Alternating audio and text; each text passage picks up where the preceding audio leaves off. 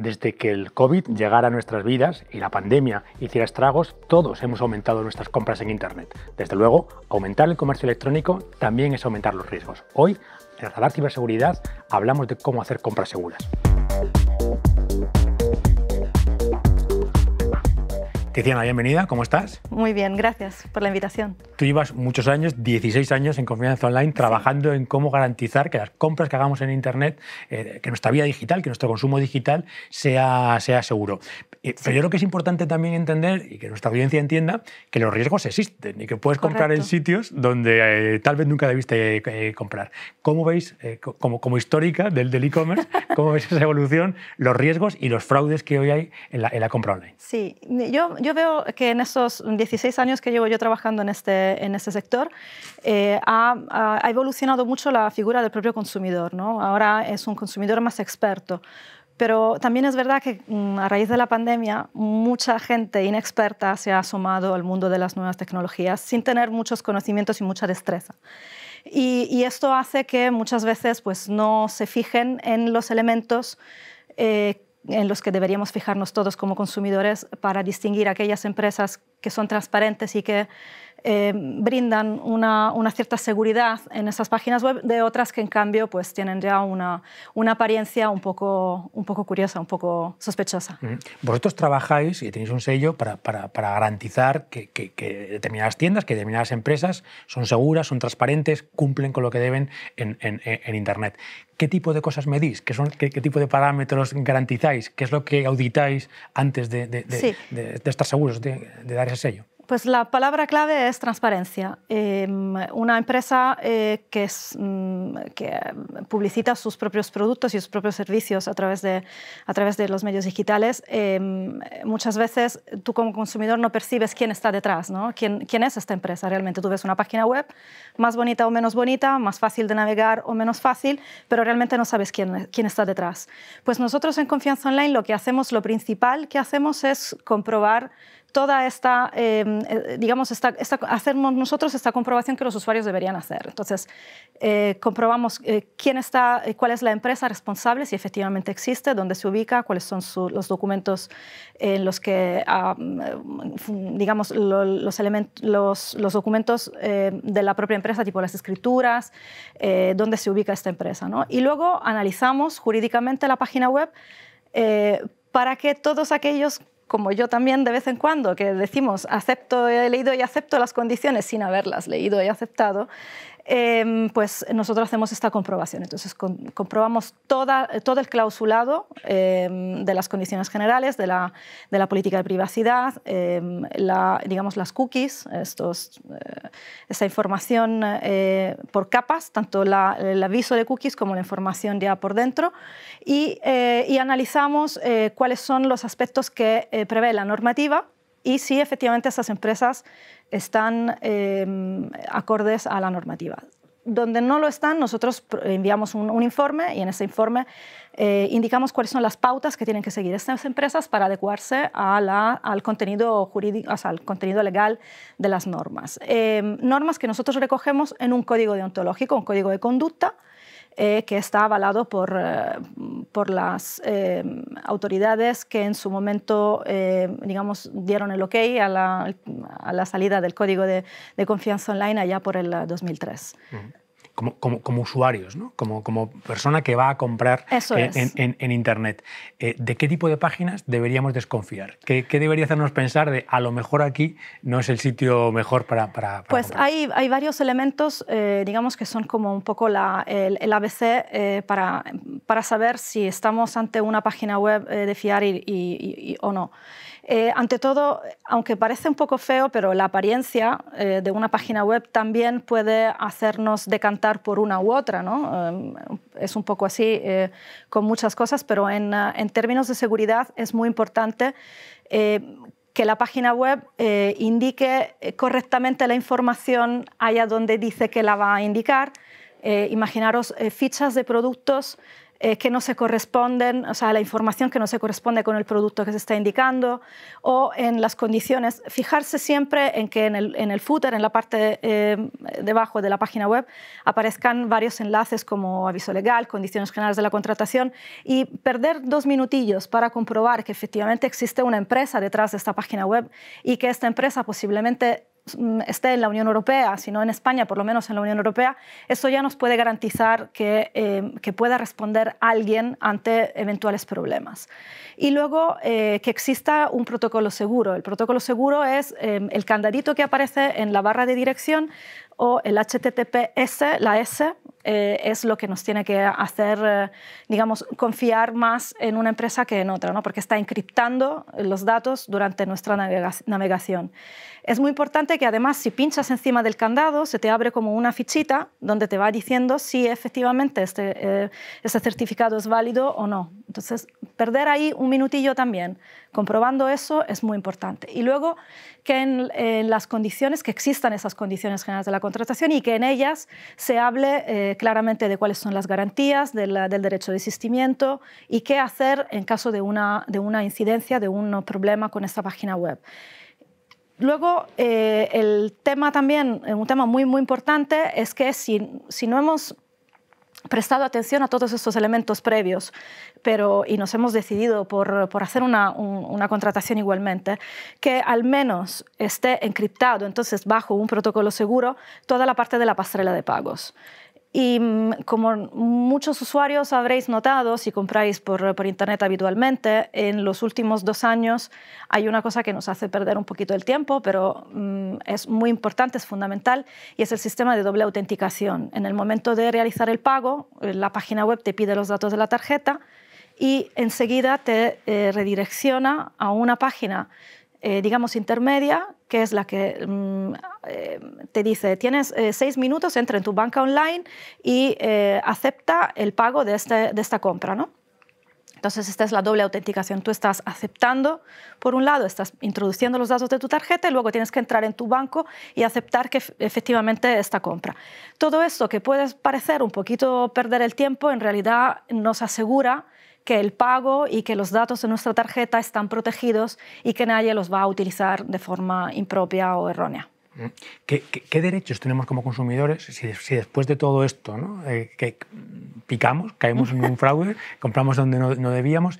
¿Qué tipo de derechos tenemos después de haber hecho una compra? Entiendo que también estas son todas las garantías, ¿no? Sí. En el momento en que pasa algo, que haga un problema, ¿cómo reclamo? ¿A quién reclamo? ¿Quién está detrás de todo esto? Pues en el caso de las entidades que muestran nuestro sello, que igualmente están adheridas a Confianza Online, y animo a todos los consumidores que lo comprueben en nuestra página web, hay un listado actualizado al segundo de todas las entidades que forman parte de Confianza Online. Esas empresas están obligadas a someterse a un procedimiento de mediación amistoso entre el consumidor y la empresa a través de un mecanismo que está acreditado ante las autoridades españolas y también ante la Comisión Europea. Es un procedimiento que se llama ADR, de las siglas inglesas de Alternative Dispute Resolution. Entonces nosotros hacemos una mediación amistosa que dura 7 días laborables, muchas veces se resuelve en bastante menos tiempo, y en este plazo la empresa tiene que facilitar una respuesta a lo que ha podido ocurrir con respecto a esta incidencia, ¿no? Y ofrecer una solución al usuario. El usuario puede aceptar o no, y así se hace ese intercambio de alegaciones entre las dos partes a través de un mediador externo y completamente ajeno a la controversia. Claro, esto es cuando una empresa, como las que están en Confianza Online, tienen esta obligación y esta transparencia también en eso, de decir, vale, sí, ha habido un problema, mi servicio de atención al cliente no ha podido resolverlo, pero ofrezco a mis clientes la vía gratuita de reclamación ante Confianza Online. ¿Qué pasa con las empresas que no lo están o que no tienen este tipo de garantía añadida, ¿no? Pues hay una plataforma europea que se llama ODR, parece como ADR, sí, pero es Online Dispute Resolution. Es una plataforma a la que obligatoriamente todas las empresas europeas tienen que someterse, someter eventuales litigios, eventuales controversias con consumidores finales, y también existe la posibilidad de presentar una denuncia o de acudir pues, a una junta arbitral directamente porque hay que tener en cuenta que Confianza Online es un mecanismo acreditado privado, pero también existen mecanismos acreditados públicos que son todos los organismos de resolución alternativa también de litigios, como lo son, por ejemplo, las juntas arbitrales autonómicas. Allí también pues, los usuarios tienen la posibilidad de dirigirse, pero claro, la empresa tiene que estar adherida al sistema arbitral de consumo y esto a veces puede que la empresa no decida someterse o no acepte el sometimiento a una resolución de este tipo. Y si no, queda siempre la policía, obviamente. Cuando hay, de hecho, un indicio de fraude, lo que nosotros siempre recomendamos es que, por ejemplo, una clonación de una tarjeta o un uso indebido de los datos, que de repente te llega un cobro que tú no has, de algo que tú no has pagado, no has comprado, o que han utilizado impropiamente tus datos personales en otra plataforma. Pues esos son delitos y se tienen que denunciar ante la Policía Nacional a través de la Brigada de Delitos Telemáticos o a través de la Guardia Civil, que ambos tienen servicios excelentes de respuesta a este tipo de incidencias. Yo creo que es muy importante insistir en esto, ¿no? Que cuando realmente crees que ha pasado algo o ante la duda o la sospecha, lo mejor es involucrar a la Policía Nacional o Guardia Civil. Correcto. Porque defender tus derechos también pasa por ahí, ¿no? Porque las fuerzas de seguridad del Estado también te ayuden en esta lucha contra los que están haciendo este tipo de cosas. Pues Tiziana, muchas gracias por ayudarnos, muchas gracias por aconsejarnos y nos acordaremos de todo esto que nos has contado la próxima vez que estemos buscando algo que comprar. Así que muchas gracias. Muchísimas gracias a vosotros y animo a todos siempre que compren con tranquilidad, que compren por internet, pero que se sientan tranquilos haciéndolo. Haciendo los deberes también, ¿no? Mirando las cosas. Muchas gracias. Probándolo. Gracias.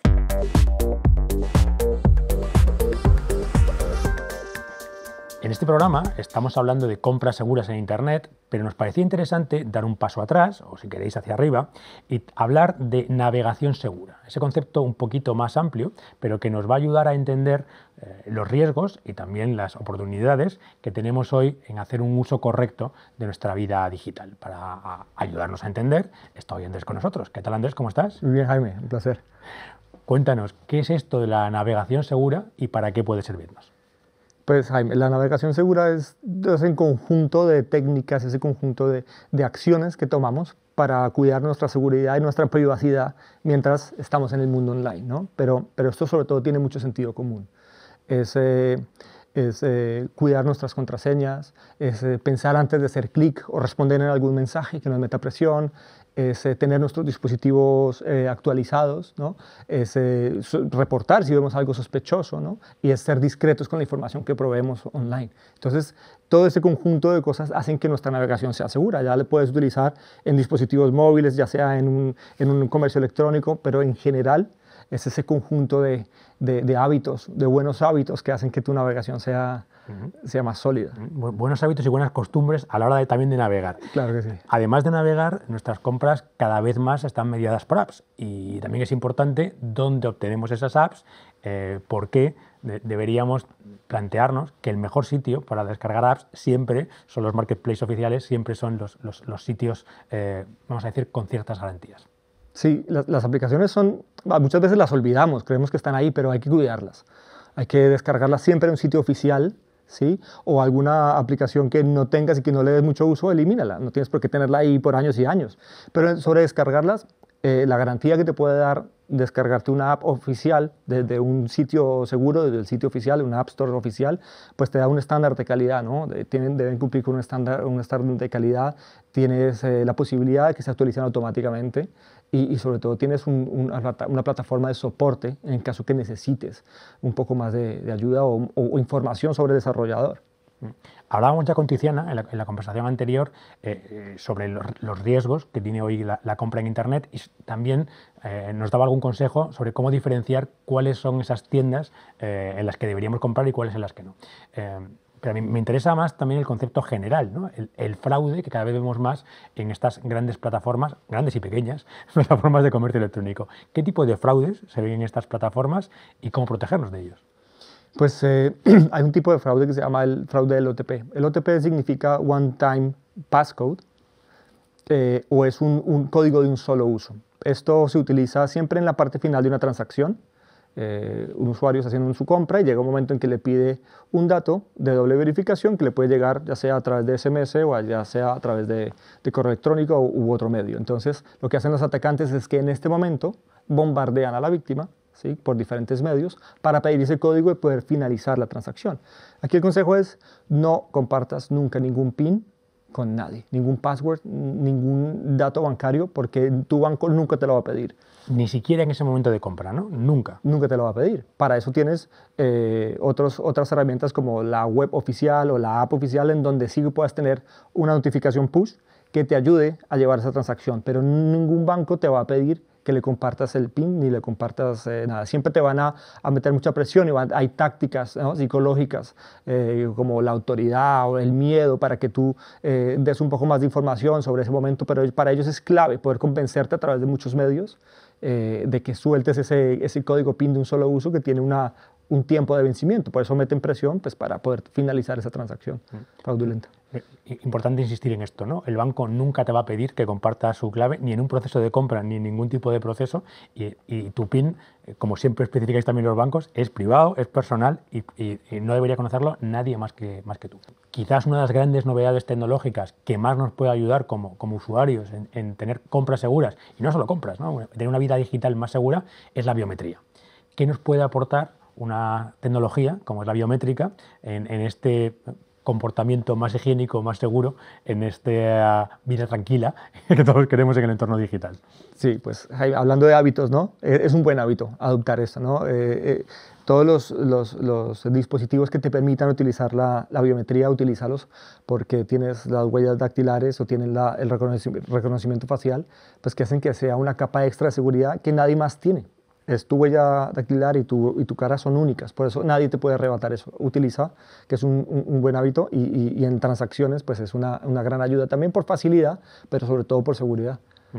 Yo creo que es importante recalcar esto, ¿no? Que la biometría es cómoda, porque no tienes que acordarte de nada, porque tu dedo es tu dedo y tu cara es tu cara, y dota de una capa por encima de la capa lógica que siempre parece que aporta. Lo estás introduciendo en medios de pago, se está introduciendo también en muchas páginas de compras, y siempre que lo tengas, como por ejemplo en tu móvil, pues mejor usarlo, ¿no? Claro que sí, y así nos hacemos la vida más fácil. Después de recordar tantas contraseñas, pues la biometría nos ayuda de una manera más segura a no tener que recorrer tantas contraseñas. Pues yendo un poco hacia atrás, y para terminar, recordemos, si tienes capacidad de utilizar biometría o doble autenticación, utilízala. 2, recuerda siempre que en ningún proceso de compra tu banco te va a pedir tu clave, y esto es interesante. Y 3, si compras habitualmente con una app, descarga esa app desde un sitio oficial, y si dejas de usarla por lo que sea, elimínala, porque si no es tener ahí un riesgo que a lo mejor no necesitas. Así que muchas gracias, Andrés, por ayudarnos a entender y dar nuestros consejos. Muy bien, un placer, muchas gracias.